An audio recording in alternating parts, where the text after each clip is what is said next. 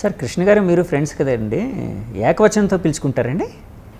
పిలుచుకోవచ్చు కానీ నేనే అవాయిడ్ చేస్తాను.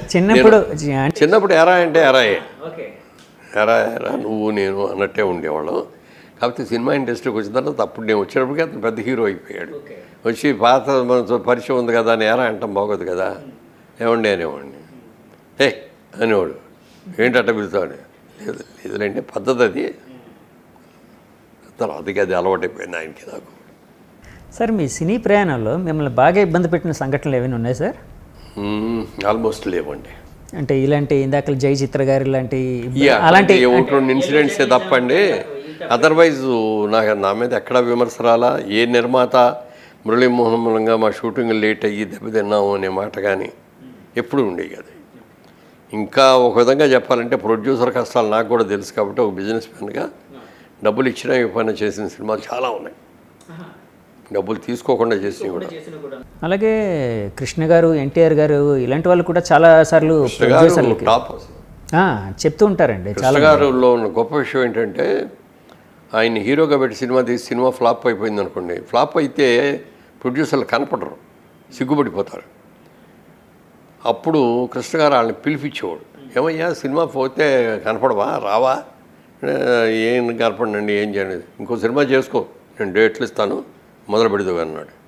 ఏం మొదలు పెడతాను సార్, కొబ్బరికాయ కొట్టడానికి నా దగ్గర డబ్బులు లేవు.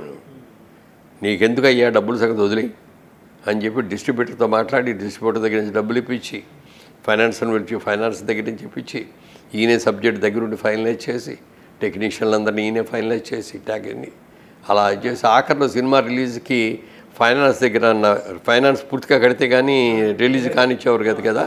అలాంటిది ఏదైనా ఉంటే సందర్భంలో ఈయన సంతకం పెట్టేసి నాది గ్యారెంటీ అసలు ఆయన తర్వాతే ఆ విషయంలో మాత్రం కృష్ణ గారు చేసినంత ఇది ఆయన మంచితనమే ఆయన కాపాడింది. చాలామంది అనేవారు సార్ ఆయన బంధువులందరికీ ఒక పునరావాసంగా ఉండకే స్టూడియో పెట్టారని. బ్రదర్స్ వరకే కాకుండా బ్యానర్లు వాళ్ళని అందరూ కూడా చాలామంది వచ్చారు. బ్యాచ్ 14 బ్యాచ్ అని వాళ్ళం మేము.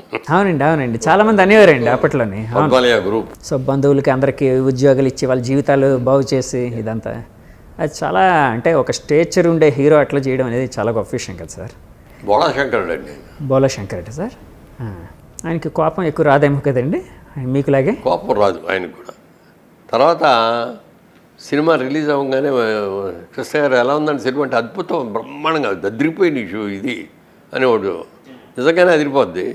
3వ రోజున వెళ్ళినప్పుడు సార్ ఎలా ఉంది అంటే పడిపోయింది ఆశ. మళ్ళీ ఆయనే చెప్పేసాడు, నిలబడలా, పోయింది సినిమా అంటే అంత నిర్మోహటంగా చెప్పేవాడు. అదే ఒక రోజున దాసరి గారిని అడిగాను నేను, సినిమా పోయింది, సినిమా బ్రహ్మాండంగా ఆడుతుంది అని అందరికీ ప్రసాదాలకి అది చెబుతున్నాడు ఆయన. వాళ్ళు వెళ్ళిపోయిన తర్వాత అడిగి, గురుగారు ఎందుకంటే పోయిందనే సంగతి మనకు తెలుసు కదా, మీరు పోయిందని చెప్పకుండా బ్రహ్మాండంగా ఆడుతుంది నేను ఎందుకు చెప్తున్నారండి అంటే, నేనే సినిమా పోయింది అని చెప్పాను అనుకో, అందరూ దాసరి గారే చెప్పారు ఇదేం చెప్పి అందరూ మోసేస్తారు, ఆ వచ్చే 4 డబ్బులు కూడా రావు, అందుకని నేను ఎప్పుడు కూడా నా సినిమా పోయింది అని నేను చెప్పను, బాగుంది బాగానే ఆడుతుంది, కొంచెం కలెక్షన్ మధ్యలో డ్రాప్ అయింది కానీ ఇప్పుడు పికప్ అయినాయి, ఇలా చెప్పేవారు ఆయన. సో దాసరి గారితో మీ జర్నీ ఎన్ని సినిమాలు సార్ సాగింది? మోర్ దాన్ 40 అండి. ఆల్మోస్ట్ అన్ని హీరోగా కదా సార్? మోస్ట్ ఆఫ్ ది సినిమాలు హీరోయే. కొన్ని ఇప్పుడు ఆయన హీరోగా చేసిన దాంట్లో నేను క్యారెక్టర్ లాగా చేయడం అట్లా ఉంది, ఎక్కువ హీరోలే. అలాగే కృష్ణరాజు గారితో యవ్వనం కాటేసింది అని ఆయన డైరెక్షన్లో చేశారు, దాంట్లో సెకండ్ హీరో చేశాను. అలాగే నాగేశ్వరరావు గారి సినిమాల్లో సెకండ్ హీరో చేశాను ఆయన డైరెక్షన్లో. రామారావు గారి సినిమాల్లో చేశాను సెకండ్ హీరో. ఒక రోజున ఒక ప్రొడ్యూసరు డైరెక్టర్ను కలిసి నా దగ్గరికి వచ్చారు. వచ్చి సార్ మేము సాయిబాబా గారి మీద ఒక పాట రికార్డ్ చేయించామండి, వేటూరు సుందరరామూర్తి గారు రాశారు, బాలసుబ్రహ్మణ్యం గారు పాడారు, ½ అన్ అవర్ సాంగ్ అండి నాన్ స్టాప్గా, అందులో మీరు యాక్ట్ చేయాలండి అన్నారు. దాంట్లో నేనేం యాక్ట్ చేస్తాను అన్నా. కాదు సార్ చాలా బాగుంటుందండి, మంచి సాంగ్ అండి, నారాయణ గారు అని ఆయన డైరెక్టరు, ఆయన కూడా చాలా బాగుంటుందండి అది అన్నాడు. సరే చెప్పే పాట వినిపించారు, చాలా బాగుంది. అప్పుడు నేను ఒకటే చెప్పేదానికి, ఈ క్యారెక్టర్ ఈ పాటకి యాక్ట్ చేయాలంటే నాకు 1 నెల రోజులు టైమే ఉంది, నేను ఇట్లా అవుట్డోర్కి వెళ్తున్నాను సినిమా షూటింగ్కి, నారాయణమూర్తి గారి షూటింగ్కి, ఈ 1 నెల రోజులు గెటప్ ఇస్తాను. అంటే సాయిబాబా గారి గెటప్లో యాక్ట్ చేయాలన్నారు? సాయిబాబా గారి గెటప్ కూడా సాయిబాబా గారి భక్తుడుగా. ఓకే. సాయిబాబా గారు వేరే అతను వేశాడు, భక్తుడు, సాయిబాబా గారి భక్తుడు సాంగ్ అంతా అదే. ఆ నెల రోజులు అక్కడ ఆ సినిమా కోసం గడ్డం పెంచాల్సి వచ్చింది. అది పెంచి తిరిగి వచ్చా. ఈ గెటప్ ఇది వచ్చిన తర్వాత అంటే గెడ్డం తీసుకొచ్చి అంటించి ఇది పెడితే బాగోదు, అందుకని ఈ గెటప్తో చేసాం.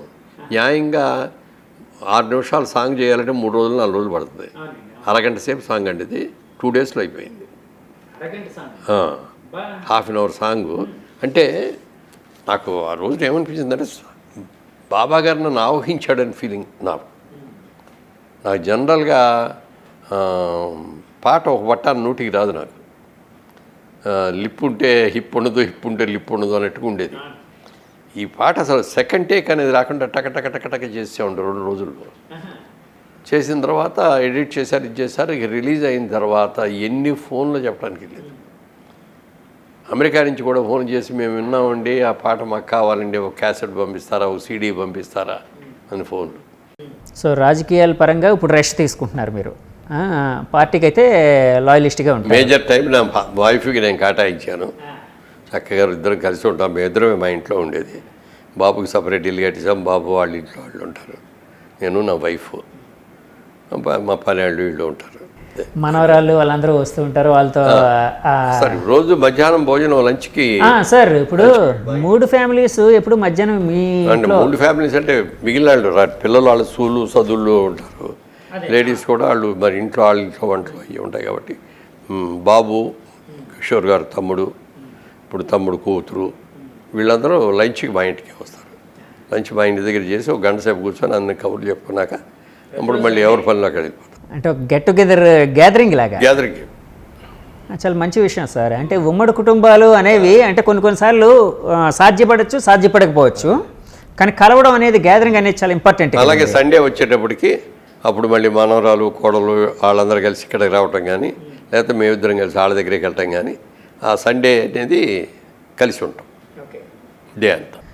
ఎన్టీఆర్ గారు అంటే అంటే ఆయన కుటుంబం, బసవ తారకమ్మ గారు, వాళ్ళ పిల్లలు, అంటే ఒక పెద్ద ఫ్యామిలీ, ఒక ఉమ్మడి ఫ్యామిలీగా చాలామందికి రోల్ మోడల్గా ఉండేది. ఆ టైంలో ఆవిడ వెళ్ళిపోయిన తర్వాత ఎన్టీఆర్ గారు కొన్ని పరిస్థితుల్లో లక్ష్మీ పార్వతి గారిని సెకండ్ మ్యారేజ్ చేసుకోవాల్సి వచ్చింది.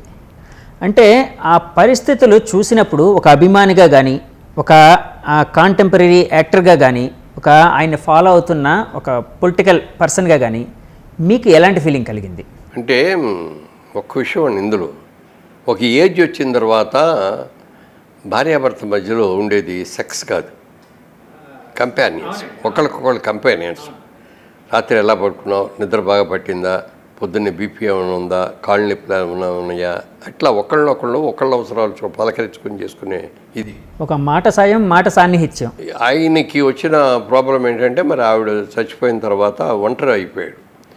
చీఫ్ మినిస్టర్గా ఉన్నప్పుడు బాగా బిజీగా ఉండేవారు కాబట్టి అప్పుడే తెలియలేదు. అది ఖాళీగా ఉన్న రోజుల్లో కొన్ని ఇబ్బందులు ఫేస్ చేశారు ఆయన. మధ్యలో హెల్త్ బాగోపోవటం, నైట్ ఇట్లాంటివి జరిగినాయి. ఆ టైంలో ఆవిడ సన్నిహితురాలు అయింది. అది తప్పని కూడా అనటానికి లేదు. అంటే ఒక సాహిత్యం అనేది వాళ్ళిద్దరిని కలిపి ఉండొచ్చు, ఆమెకు ఉండే జిజ్ఞాస సాహిత్యమే కలిపింది. ఆవిడ కూడా మంచి సాంస్క్రిట్ అది బాగా తెలుసున్న పండిట్టు, ఈయనకి బాగా ఇంట్రెస్ట్. దాని మీద ఇద్దరు కూర్చొని సాహిత్య గోష్ఠి చేసుకుంటూ ఉండేవాళ్ళు. అలా దగ్గర అయ్యారు. ఆయన వ్యక్తిగత జీవితంలో సరే ఆయనకు రైట్ ఉంది, అంటే ఎవరి జీవితంకి వాళ్ళ హక్కుదారులు, వేరే వాళ్ళు ఏమనుకుంటారు అనేది పక్కన పెడితే వాళ్ళ జీవితం హ్యాపీగా ఉండడానికి వాళ్ళు తీసుకునే నిర్ణయాలు అవన్నీ. ఇప్పుడు ఆపరేషన్ లేకుండానే మోకాళ్లకు ప్లాస్మా ట్రీట్మెంట్, మీ ఆర్థోపెడిక్ సమస్యలన్నిటికీ రోబోటిక్ టెక్నాలజీ ద్వారా తక్కువ ఖర్చుతో శాశ్వత పరిష్కారం, ఫ్రీ కన్సల్టేషన్, ప్రతి ట్రీట్మెంట్ పై 20% డిస్కౌంట్. ఈ ఆఫర్ కొద్ది రోజులు మాత్రమే, త్వరపడండి. V9 hospitals 9281465842.